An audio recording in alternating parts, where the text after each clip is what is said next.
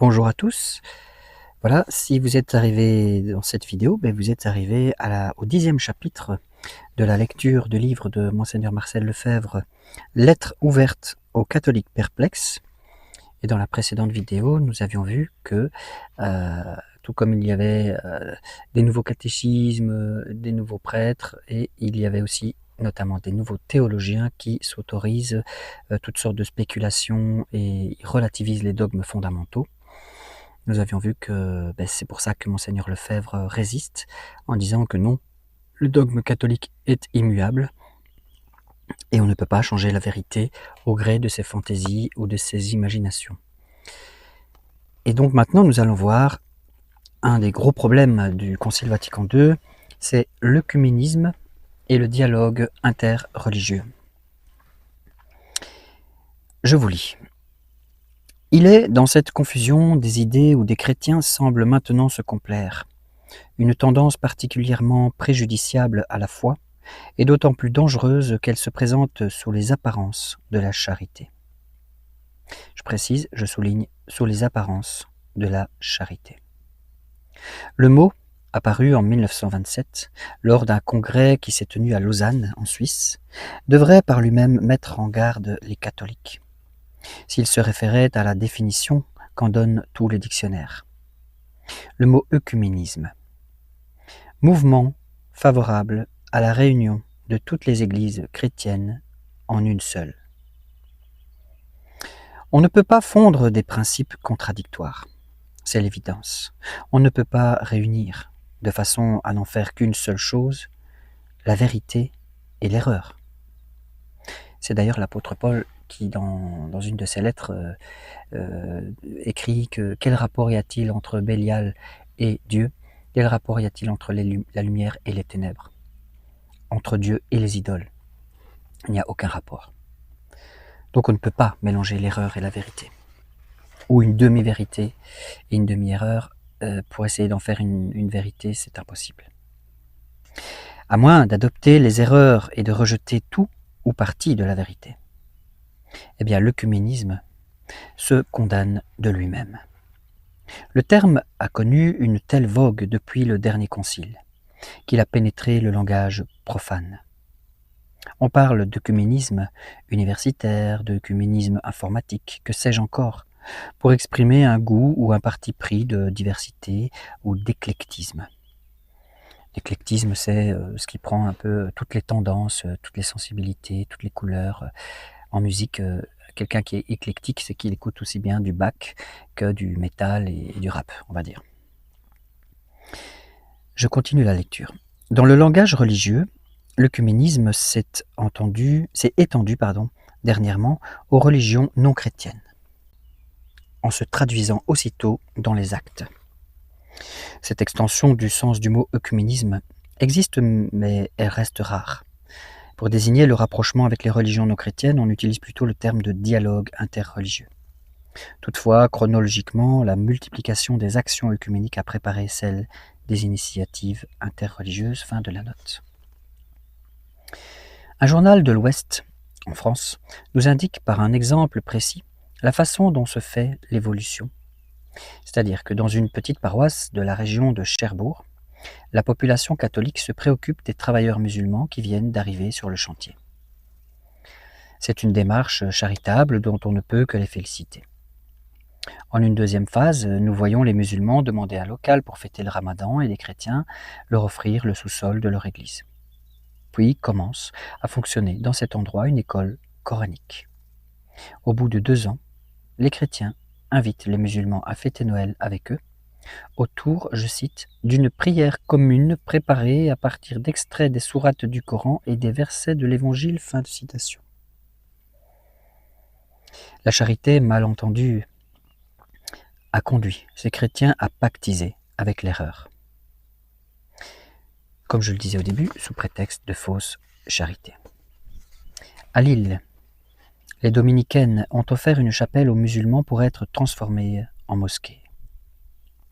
À Versailles, on a quêté dans les églises pour, entre guillemets, l'achat d'un lieu de culte pour les musulmans. Vous vous rendez compte, on demande aux aux paroissiens de donner de l'argent pour pouvoir ouvrir une mosquée pour les pauvres petits musulmans qui ont quitté leur pays. Et 2 autres chapelles leur ont été cédées à Roubaix et Marseille, ainsi qu'une église à Argenteuil. Les catholiques se font les apôtres du pire ennemi de l'église du Christ, qui est l'islam, et offrent leurs oboles à Mahomet. Il y a, paraît-il, plus de 400 mosquées en France, et dans beaucoup de cas, ce sont les catholiques qui ont donné l'argent pour leur construction. C'est charitable, n'est-ce pas? Toutes les religions ont aujourd'hui droit de cité dans l'Église. Un cardinal français célébrait un jour la messe en présence de moines tibétains. Oui, vous avez bien entendu. Il célébrait la messe en présence de moines tibétains que l'on avait placés au premier rang, vêtus de leurs habits de cérémonie, et s'inclinait devant eux, tandis qu'un animateur annonçait, je cite, « Les bonzes participeront avec nous à la célébration eucharistique ». Dans une église de Rennes, dans le nord-ouest de la France, a été célébré le culte de Bouddha. En Italie, 20 moines ont été initiés solennellement au zen par un bouddhiste. Je n'en finirai pas de citer les exemples de syncrétisme auxquels nous assistons. Syncrétisme, c'est qu'on mélange tout. On met toutes les religions au même niveau et tout est bon tant que ça fait du bien. On voit se développer des associations, naître des mouvements qui trouvent toujours pour les présider un ecclésiastique en recherche, comme celle qui veut aboutir, je cite, à la fusion de toutes les spiritualités dans l'amour, entre guillemets. Ou des projets étonnants comme la transformation de Notre-Dame de la Garde en lieu de culte monothéiste pour les chrétiens, les musulmans et les juifs. Projet heureusement contrecarré par des groupes de laïcs. L'œcuménisme, dans son acception étroite, donc réservée aux chrétiens, fait organiser des célébrations eucharistiques communes avec les protestants, ainsi que cela s'est fait en particulier à Strasbourg. Ou bien ce sont les anglicans que l'on invite dans la cathédrale de Chartres pour célébrer la scène eucharistique. La seule célébration qui ne soit admise ni à Chartres, ni à Strasbourg, ni à Rennes, ni à Marseille, est celle de la Sainte Messe, selon le rite codifié par Saint Pie V, la messe tridentine. Quelle conclusion peut tirer de tout cela le catholique qui voit les autorités ecclésiastiques couvrir d'aussi scandaleuses cérémonies? Que toutes les religions se valent, qu'il pourrait très bien faire son salut chez les bouddhistes ou les protestants. Il court le risque de perdre la foi dans la Sainte Église. C'est bien ce qu'on lui suggère. On veut soumettre l'Église au droit commun. On veut la mettre sur le même pied, sur le même plan que les autres religions. On se refuse à dire, même parmi les prêtres, les séminaristes et les professeurs de séminaire, que l'Église catholique est la seule Église, qu'elle a la vérité, qu'elle est la seule capable de donner le salut aux hommes par Jésus-Christ. On dit maintenant ouvertement, par exemple, l'Église n'est qu'un ferment spirituel dans la société, mais à l'égal des autres religions. Un peu plus que les autres peut-être. On accepte à la rigueur, mais pas toujours, de lui accorder une légère supériorité. Dans ce cas, l'Église serait seulement utile, elle ne serait plus nécessaire. Elle constituerait un des moyens de faire son salut. Mais il faut le dire nettement, une telle conception s'oppose, d'une façon radicale, au dogme de l'Église catholique. L'Église est la seule arche du salut. Nous ne devons pas avoir peur de l'affirmer. Vous avez souvent entendu dire « hors de l'Église, point de salut ». Et cela choque les mentalités d'aujourd'hui. Il est facile de faire croire que ce principe n'est plus en vigueur, qu'on en est revenu, car il paraît d'une sévérité excessive. Mais pourtant, rien n'est changé, rien ne peut être changé en ce domaine.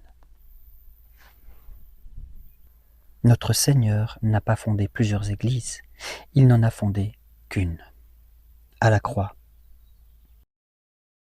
Il n'y a qu'une seule croix par laquelle on peut se sauver, et cette croix est donnée à l'Église catholique. Elle n'est pas donnée aux autres, à son Église, qui est son épouse mystique. Le Christ a donné toutes ses grâces. Aucune grâce au monde, aucune grâce dans l'histoire de l'humanité ne sera distribuée sans passer par elle. Cela veut-il dire qu'aucun protestant, aucun musulman, aucun bouddhiste, aucun animiste ne sera sauvé? Non, et c'est une deuxième erreur de le penser. Ceux qui crient à l'intolérance en entendant la formule de saint Cyprien « hors de l'Église, point de salut », eh bien ceux-là rejettent le credo. Je reconnais un seul baptême pour la rémission des péchés et sont insuffisamment instruits de ce qu'est le baptême. Il y a 3 façons de le recevoir. Le baptême de l'eau, le baptême de sang, c'est celui des martyrs ayant confessé leur foi alors qu'ils étaient encore catéchumènes, et le baptême de désir. Le baptême de désir peut être explicite. Bien des fois, en Afrique, nous entendions l'un de nos catéchumènes nous dire « Mon père, baptisez-moi tout de suite, car si je mourais avant votre prochain passage, j'irais en enfer. » Mais nous lui répondions « Non, si vous n'avez pas de péché mortel sur la conscience, et si vous avez le désir du baptême, vous en avez déjà la grâce en vous. » Telle est la doctrine de l'Église, qui reconnaît aussi le baptême de désir implicite. Il réside dans l'acte de faire la volonté de Dieu. Dieu connaît toutes les âmes et il sait par conséquent que dans les milieux protestants, musulmans, bouddhistes et dans toute l'humanité, il y a des âmes de bonne volonté. Elles reçoivent la grâce du baptême sans le savoir, mais d'une manière effective. Et par là même, elles rejoignent l'Église. Mais l'erreur consiste à penser qu'elles se sauvent par leur religion. Elles se sauvent dans leur religion, mais non par elle. On ne se sauve pas par l'islam ou par le shintoïsme ou par le protestantisme. Il n'y a pas d'église bouddhiste au ciel, ni d'église protestante. Ce sont des choses qui peuvent paraître dures à entendre, mais la vérité est là. Ce n'est pas moi qui ai fondé l'église, c'est notre Seigneur, c'est le Fils de Dieu. Nous sommes obligés, nous, prêtres, de dire la vérité. Mais au prix de quelles difficultés les hommes des pays non pénétrés par le christianisme arrivent-ils à recevoir le baptême de désir? L'erreur est un écran au Saint-Esprit. Cela explique que l'Église ait toujours envoyé des missionnaires dans tous les pays du monde, et que des multitudes d'entre eux y aient connu le martyre. Si l'on peut trouver le salut dans n'importe quelle religion, pourquoi traverser les mers, aller se soumettre sous des climats insalubres, à une vie pénible, à la maladie, à une mort précoce? Je rappelle que Monseigneur Lefebvre a été missionnaire au Gabon pendant 13 ans. Dès après le martyre de saint Étienne, le premier à avoir donné sa vie pour le Christ, et que l'on fête pour cette raison le lendemain de Noël, le 26 décembre, les apôtres se sont embarqués pour aller répandre la bonne nouvelle dans le bassin méditerranéen. L'aurait-il fait si l'on se sauvait aussi bien dans le culte de Cybèle ou par les mystères d'Éleusis? Pourquoi notre Seigneur leur aurait-il dit « Allez évangéliser les nations » ? Il est ahurissant qu'aujourd'hui, certains prétendent laisser chacun trouver son chemin vers Dieu, selon les croyances en vigueur dans son milieu culturel. À un prêtre qui voulait convertir de petits musulmans, son évêque a dit « Mais non, faites-en de bons musulmans, ce sera beaucoup mieux que d'en faire des catholiques. » On m'a certifié, et je peux le dire de manière certaine, que les pères de Thésée, vous savez, ce mouvement de Thésée vers Lyon, où c'est un mouvement œcuménique de prière, hein, où il y a des moines catholiques et protestants qui s'unissent pour prier ensemble, etc. Eh bien, on m'a certifié que les pères de Thésée avaient demandé avant le concile d'abjurer leurs erreurs et de devenir catholiques. Et les autorités leur ont dit alors « Non, attendez, après le concile, vous serez le pont entre les catholiques et les protestants. » Ceux qui ont fait cette réponse ont pris une lourde responsabilité devant Dieu, car la grâce vient à un moment, elle ne vient peut-être pas toujours.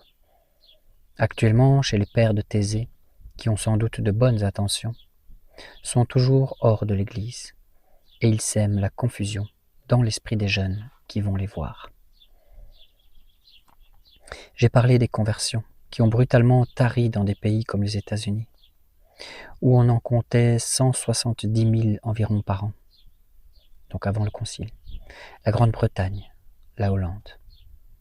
L'esprit missionnaire s'est éteint parce qu'on a donné une mauvaise définition de l'Église, et à cause de la déclaration conciliaire sur la liberté religieuse, dont il me faut maintenant parler. J'aborderai le sujet de la liberté religieuse dans la prochaine vidéo, afin qu'elle puisse être, de manière claire et précise, avoir un titre tout simplement sur la playlist, que vous puissiez la retrouver facilement.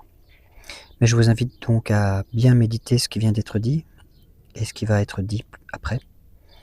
Je vous invite à prier et bien réfléchir